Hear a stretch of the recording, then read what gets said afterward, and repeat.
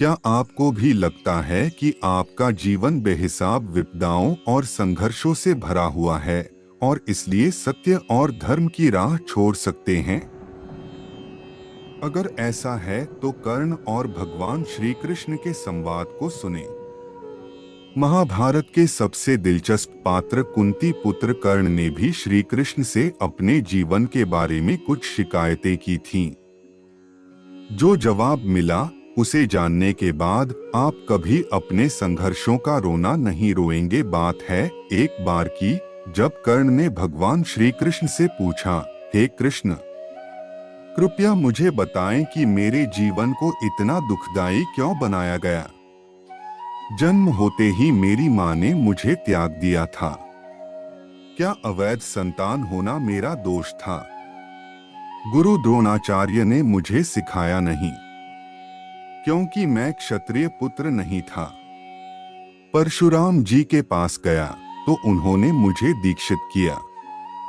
मैं खुश हुआ, लेकिन जब मैंने उनसे शिक्षा ले ली और उनकी ही रक्षा के लिए जब उन्होंने मुझे बिच्छू के डंक की मार सहन करते देखकर जाना कि मैं ब्राह्मण नहीं, तो उन्होंने मुझे श्राप दे दिया।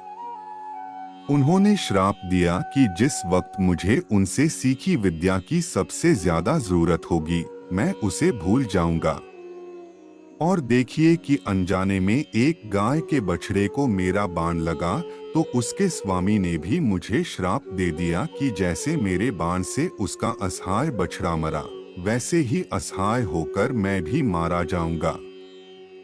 हे कृष्ण, आप तो जानते ही हैं कि द्रौपदी के स्वयंवर में मेरा किस कदर अपमान किया गया। मुझे सूत पुत्र कहा गया। सोचिए कि माता कुंती ने आखिर में मुझे मेरे जन्म का रहस्य बताया, लेकिन उन्होंने भी मुझसे दान में अपने बेटों के लिए अभयदान मांग लिया। मुझे जीवन में जो कुछ भी प्राप्त हुआ वह दुर्योधन से ही प्राप्त हुआ, तो मैं उसकी तरफ से लड़ा। हे वासुदेव, अब आप ही बताएं कि मुझसे क्या गलत हुआ। कर्ण की बातें सुनकर भगवान श्री कृष्ण ने उत्तर दिया, हे कर्ण, अब तुम मेरी कथा भी सुन लो। मेरा जन्म मेरे ही मामा के कारागार में हुआ। जन्म से पहले ही मृत्यु मेरी प्रतीक्षा में घात लगाए थी।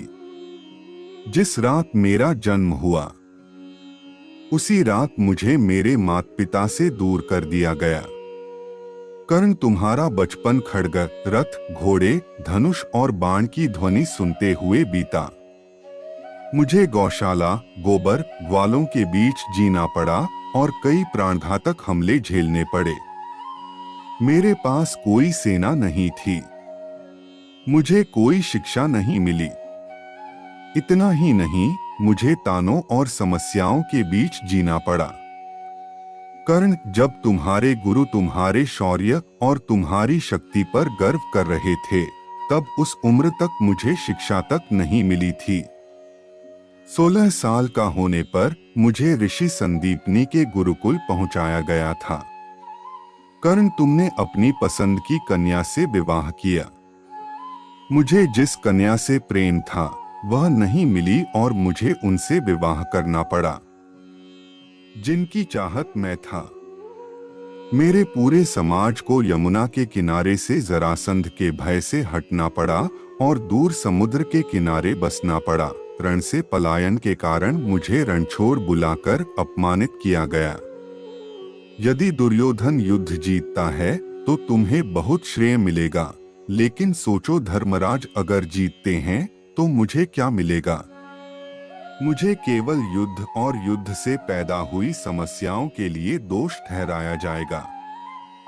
एक बात का स्मरण रहे कर्ण, हर किसी को जिंदगी चुनौतियां देती है।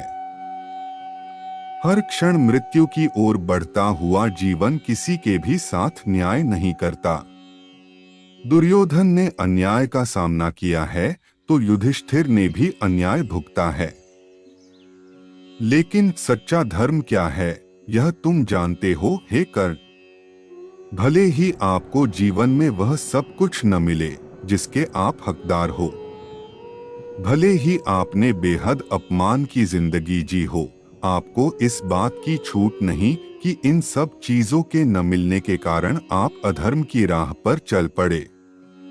महत्व इस बात का है कि आप उस समय उस संकट का कैसे मुकाबला करते हैं।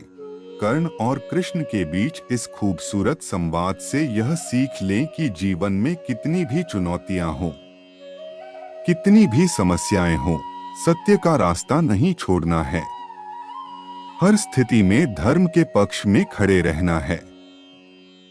तभी आप सही मायनों में जीवन को सफल बना पाएंगे। अगर आप नए हैं तो चैनल को सब्सक्राइब जरूर करें। अगर वीडियो अच्छा लगा हो तो लाइक और शेयर करें। जय श्री राधे।